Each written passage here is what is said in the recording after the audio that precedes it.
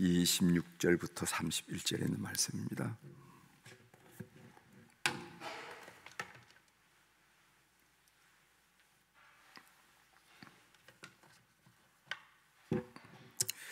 (26절부터) 제가 봉독해 드리겠습니다. 형제들아, 너희를 부르심을 보라. 육체를 따라 지혜로운 자가 많지 아니하며 능한 자가 많지 아니하며 문벌 좋은 자가 많지 아니하도다.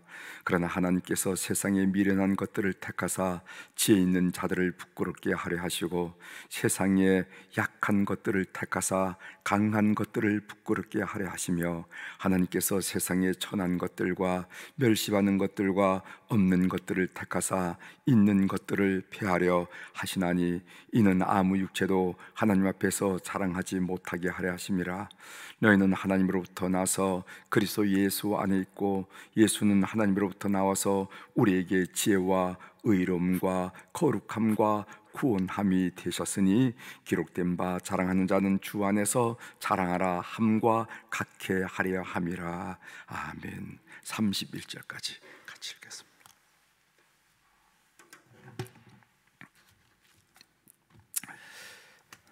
오늘 이 본문 말씀을 중심으로 약하기 때문에 선택하셨습니다, 이런 주제로 같이 좀 은혜를 나누고자 합니다. 약하기 때문에 선택하셨습니다. 우리가 찬송가 94장을 주 예수보다도 귀한 것은 없네, 이 찬송 우리가 불렀잖아요. 이 찬송은 70년대 아주 성도들로 하여금 많이 불렀던 찬송입니다. 기억하실 수 있는지 모르겠어요. 주 예수보다도 귀한 것은 없네. 저희들이 고등학교 다닐 때 아주 많이 불렀던 찬양인데, 이 찬양이 드디어 우리 찬송가에 들어왔어요. 그래서 이 복음성가가 이 찬송가에 들어오는 것은, 우리가 들어오는 것은 그냥 막 들어오는 것이 아니라, 복음성가가 두 가지 특징을 가지고 있어야만 이 성이 들어옵니다. 하나는 보편성을 가지고 있어야 돼요. 우선 연령층으로도 무슨 젊은이들만 이렇게 부르면은 여기 못 들어오고, 어릴 때부터 어른까지 늘 이렇게 익숙하게 부를 수 있는 찬송, 그 보편성을 가져야 되고, 또 한 지역만 아니라 전국적으로 이렇게 다 불러진 찬송, 보편성. 두 번째, 지속성이 있어야 됩니다. 한때만 반짝하고 없어지는 게 아니라 계속 우리 교우들 사이에서 계속 부르는 거예요. 그래서 지속성, 이럴 때 선택이 된다는 겁니다. 그래서 우리가 교회에서, 저는 이렇게 설교를 하는 중에 찬송가를 부르는 것을 참 좋아해요. 왜 찬송가를 부르냐면, 이 찬송가는 적어도 공증된 곡이기 때문에 그렇습니다. 그러니까 많은 교우들로 하여금 이 찬송을 통해서 하나님의 은혜를 많이 경험했기 때문에 이 찬송가로 들어온 거예요. 그래서 찬송가를 성곡하면 실수를 안 합니다.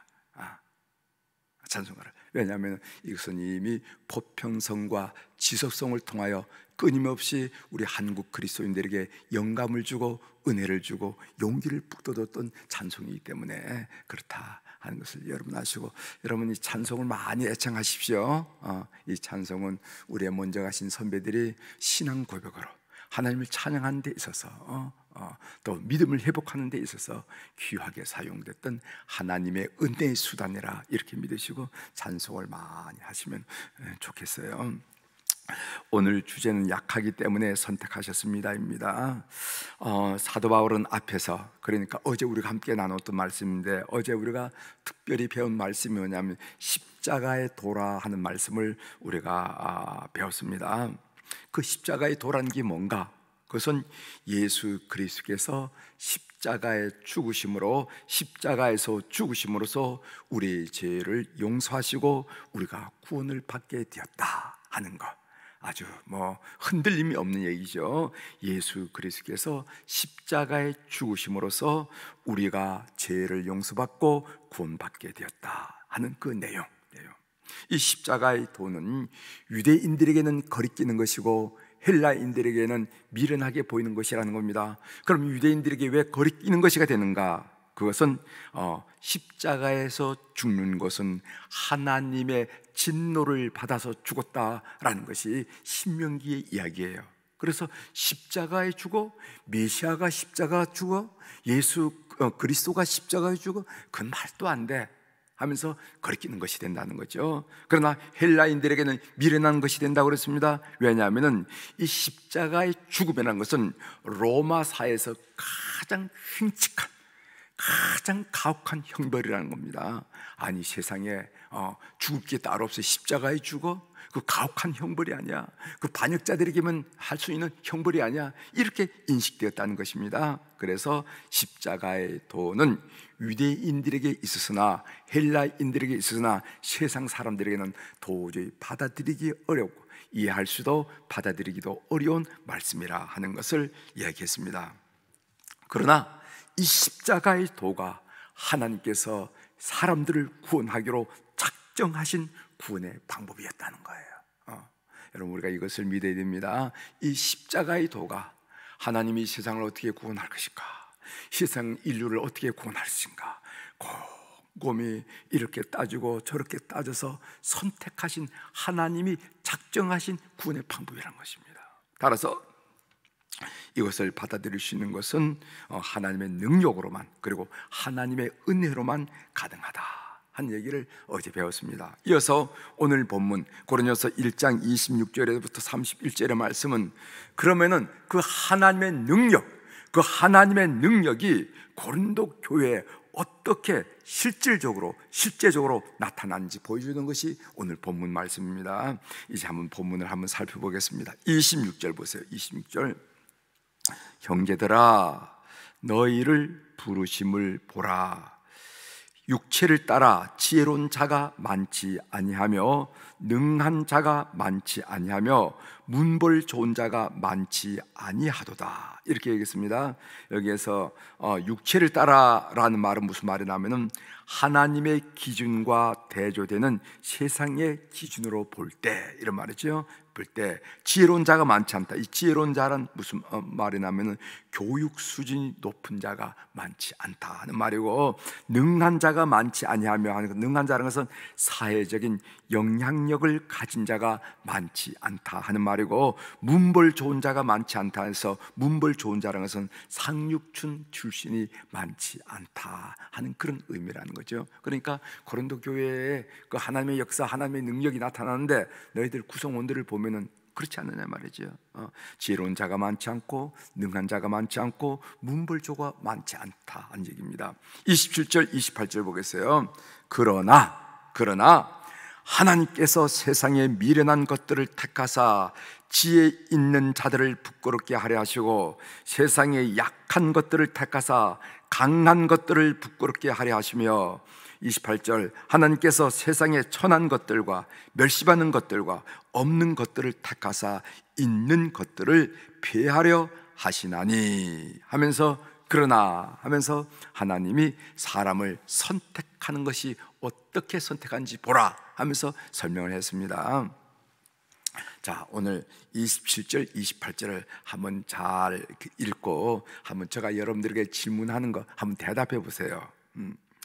하나님이 우리가 약함에도 불구하고 선택하셨는가, 아니면은 약하기 때문에 선택하셨는가? 한번 대답해 보세요. 오늘 28절, 27절, 28절의 의미가 한번 다시 한번 읽어볼까요? 그러나 하나님께서 세상에 미련한 것들을 택하사 지혜 있는 자들을 부끄럽게 하려 하시고, 세상에 약한 것들을 택하사 강한 것들을 부끄럽게 하려 하시며, 하나님께서 세상에 천한 것들과 멸시받는 것들과 없는 것들을 택하사 있는 것들을 피하려 하시나니, 이렇게 말씀하셨습니다. 자, 이 말씀을 우리가 읽고 제가 여러분들이 질문하는데 어떤 거가 맞는지 한번 보세요. 첫 번째로, 약함에도 불구하고 하나님이 우리를 선택하셨을까, 하셨는가, 아니면은 약하기 때문에 선택하셨는가? 어떤 1번, 2번 2번입니다. 2번. 약하기 때문에 선택하는 거예요. 약함에도 불구하고 선택하신 것이 아닙니다. 약해도, 아이고 너 약하지, 약해도 쓰신다라는 의미가 아니고 약하기 때문에 선택했다는 겁니다. 약해서 쓰신다는 겁니다. 일부러 미련한 것들을 택하시고 약한 것들을 택하시고 천한 것들을, 멸시받는 것들과 없는 것들을 택하셨다는 겁니다. 여러분, 한번 성경에 펼쳐져 있는 그 하나님의 선택을 보세요. 여러분, 사울의 부르심을 보기를 바랍니다. 다윗 왕의 그 앞에 선대왕이었던 사울 왕. 사무엘상 9장 21절에 이렇게 말씀하고 있습니다. 사무엘이 하나님이 너를 선택한다 하고 사울에게 얘기했을 때 사울이 대답한 얘기예요. 사울이 대답하여 이르되 나는 이스라엘 지파의 가장 작은 지파 베냐민 사람이 아니니까, 또 나의 가족은 베냐민 지파 모든 가족 중에 가장 미약하지 아니하니까 당신이 어찌하여 내게 이같이 말씀하시나이까 하니. 이게 사무엘의 그 부름에 대해서 사울 왕, 나중에 왕이 되죠. 사울의 첫 번째 대답이 그겁니다. 사울이 대답하여 이르되 나는 이스라엘 12지파 중에서 가장 약한 지파가 베냐민 지파인데, 그 베냐민 지파 출신 아닙니까? 거기다가 그 베냐민 지파 중에 여러 그 부족들이 있는데, 여러 가족들이 있는데, 그 가족 중에서도 우리 가족이 가장 약한 가족이라 말했죠. 미약하지 아니하니까 그거 나도 알고 당신도 알지 않습니까? 당신이 어찌하여 내게 이같이 말씀하십니까? 이것이 바로 사울이 첫 번째 고백했던 태도라는 거예요. 여러분, 다윗의 부르심을 보십시오. 다윗이, 사무엘이 이새의 가정, 다윗의 아버지가 이새의 가정이 아닙니까? 이새의 가정에서 하나님께서 그 이새의 아들 중에 한 사람에게 기름을 부어 왕으로 세우라 하는 하나님의 음성과 명령을 들어서 이새의 가정을 방문합니다. 사무엘상 16장 11절에 봅니다. 또 사무엘이 이새에게 이르되 네 아들들이 다 여기 있느냐, 이렇게 했어요. 그러니까 이새의 아들, 그 본문에 보면은 이 다윗이 7째인데 6명까지 다 이렇게 안수를 하고 얼굴을 봤는데도 감동이 오지 않은 사무엘이, 아유 이상하다, 하정하다. 그랬더니까 이새가 뭐라 합니까? 이 아들은 괜찮습니다 하면서 내세우는 걸 보니까, 그러면서 거기 나온 말입니까? 하나님이 외모로 보시는 것이 아니라 마음을 보신다는 말이 거기 나오거든요. 그것도 아니야. 그래서 한 얘기입니다. 또 사무엘이 이새에게 이르되 네 아들들이 다 여기 있느냐? 이새가 이르되 아직 막내가 남았는데, 7째 막내가 남았는데 그는 양을 지키나이다. 사무엘이 이새에게 이르되 사람을 보내어 그를 데려오라. 그가 오기까지는 우리가 식사 자리에 앉지 아니하겠다, 이렇게 얘기했어요.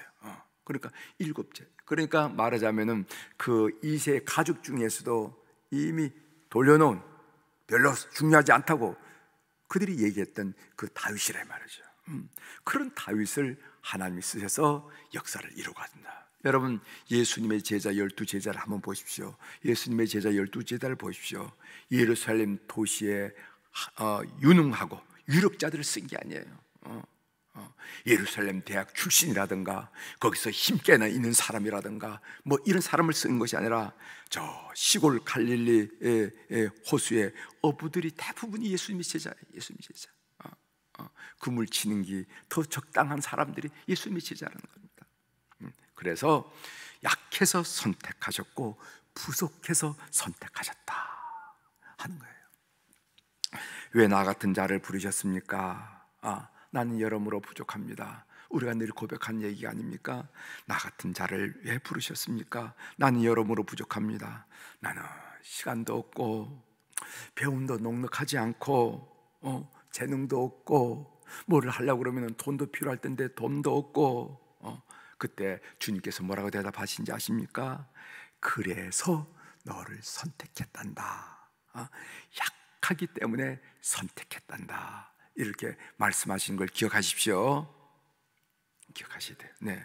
그래서 너를 선택했다는 거예요. 그래서 약하기 때문에 너를 선택했다는 겁니다.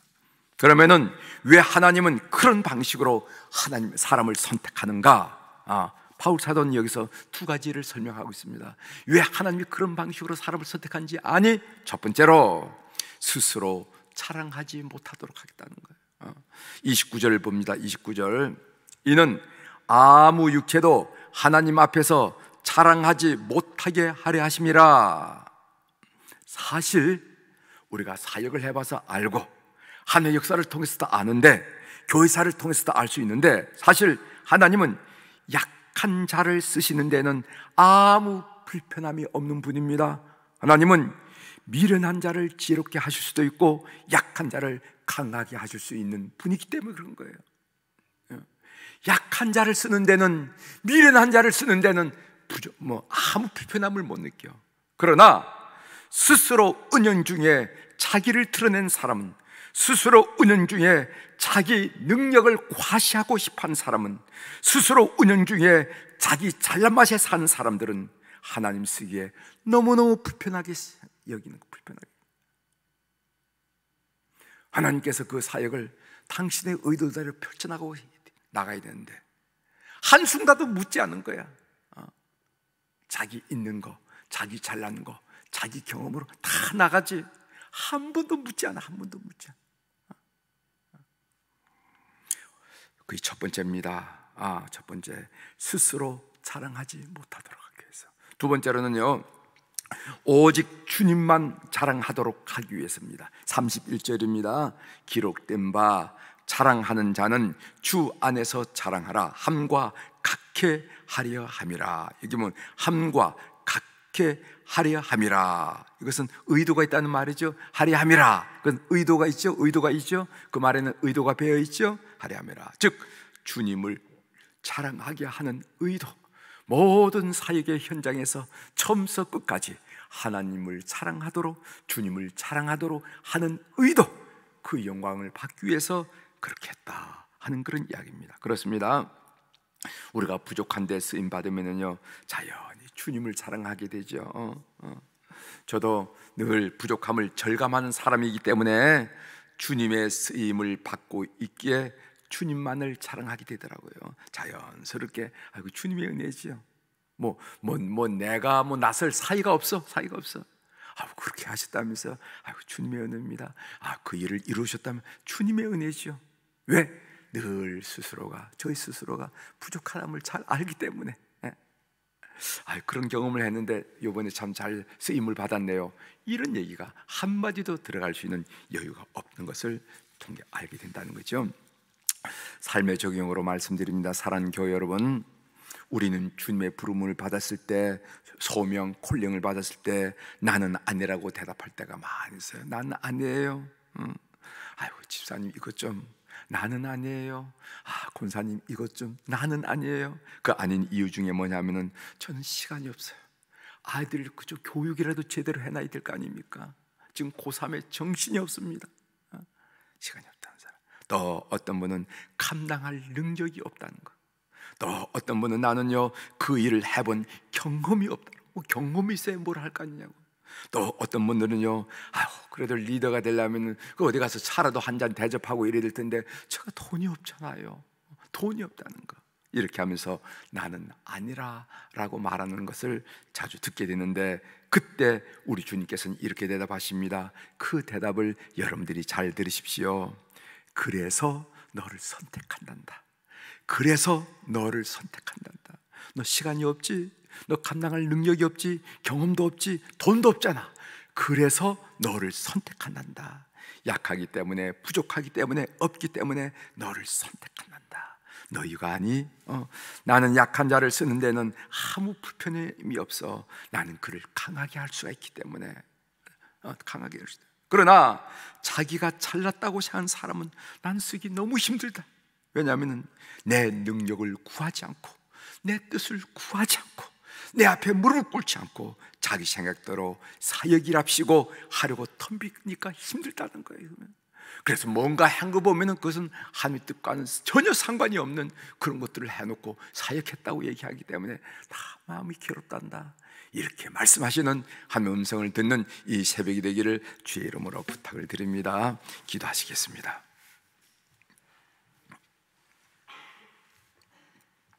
하나님 아버지, 오늘 우리가 주님께서 우리를 부르실 때, 콜링할 때 참 여러 가지 우리 스스로를 바라보면서 나는 아니에요 라고 말할 때가 많이 있습니다.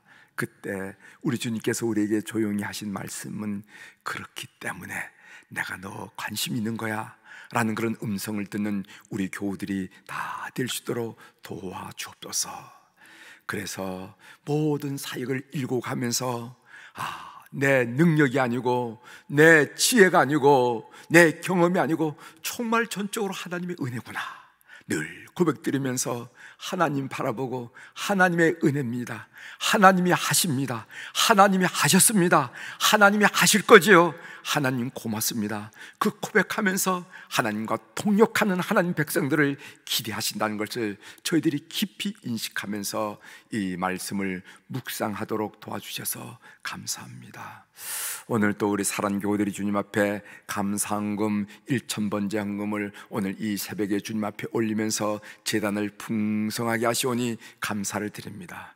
풍성하신 하나님, 강하신 하나님, 지혜로우신 하나님, 능력 있는 하나님께서 오늘 이 모든 물질을 하감하시고 연락하여 주셔서 우리의 삶의 여정에서 그 크신 은혜로 함께하여 주시옵소서. 그래서 우리가 하나님을 고백하는 것은 막연한 고백이 아니라 우리 삶에서 일어나는 하나님의 개입, 간섭하심, 이끄심, 역사하심을 눈으로 보고 온몸으로 체험하면서 하나님께 영광을 올려드리는 하나님의 사람들이 될 수 있도록 오늘도 저들을 기억하여 주시옵소서. 하나님, 오늘은 특별히 우리 사랑하는 자녀들을 위하여 주님 앞에 올려 기도드립니다. 해외에서 직장 생활, 사업, 그리고 학문한 자녀들이 있습니다.